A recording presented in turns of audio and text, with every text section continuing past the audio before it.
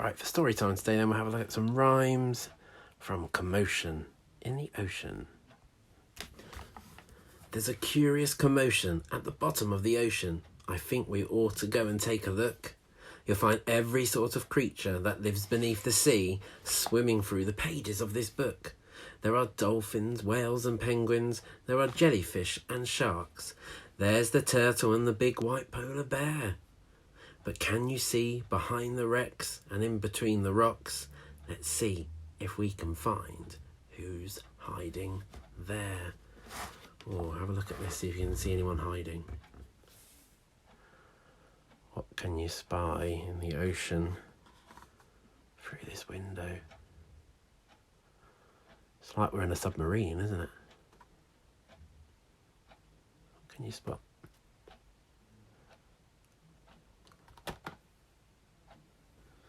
Right, here's one about a crab. The crab likes walking sideways, and I think the reason why is to make himself look sneaky and pretend that he's a spy. It's a clever idea. Now there's a poem about this fish. Do you know what this fish is? The poem's called Angelfish. The way that this poem is, it reminds me of block number 3. Hello, I'm the angelfish, darling, the prettiest thing in the sea. What a shame there are no other creatures as gorgeous and lovely as me. Do you think she's gorgeous? Right, see if you can guess which of the sea creatures this one is by listening to the poem before I show you the title and the picture. I swim with a grin up to greet you. See how my jaws open wide. Why don't you come a bit closer? Please take a good look inside. What do you reckon? These little starfish are saying, yikes! They're scared of saying, it's a shark! Ah. Now here's a funny one about this creature, which is a octopus. Right, it says, having 8 arms can be useful. You may think it looks a bit funny, but it helps me to hold all my children and tickle each one on the tummy. Right, now we've got some stingray, and look. Bzzz. Bzzz. Watch out.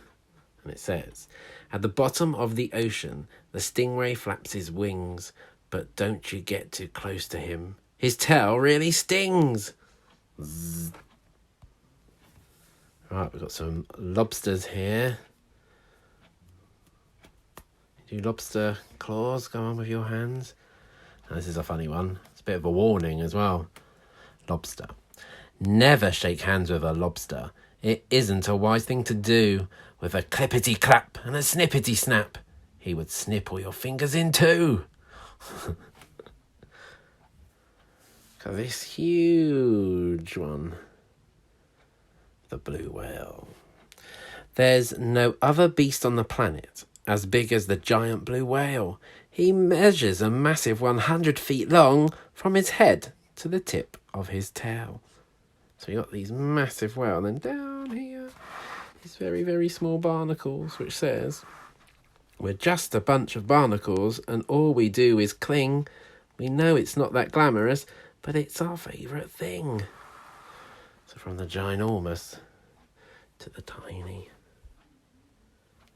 Right, I wonder if you better guess which creature this one is. Our bodies are covered with blubber, and our tusks are incredibly long. We're grumpy and proud, and we bellow out loud to show that we're mighty and strong. Think something that's got tusks. Let's have a look. It's a walrus.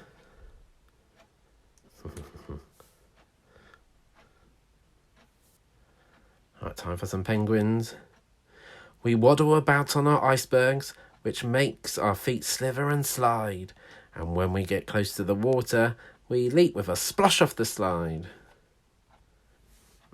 Oh, and now we've got some, what's this one? Got some polar bears, and it says, deep out in the Arctic, the mummy polar bear snuggles up with all her children as it's very cold out there. What a lot of creatures we have seen beneath the sea. What a lot of funny things they do. Some of them might lick their lips and eat you in one bite, and some might want to swim around with you. The dolphin's very friendly, and the lobster's very fierce, but the shark is the most dangerous by far. Can you name the other friends we've made along the way? See if you can tell me who they are. Now, there are lots of poems about animals by the ocean. Okay, see you on Thursday, Puffins. Don't forget fancy dress for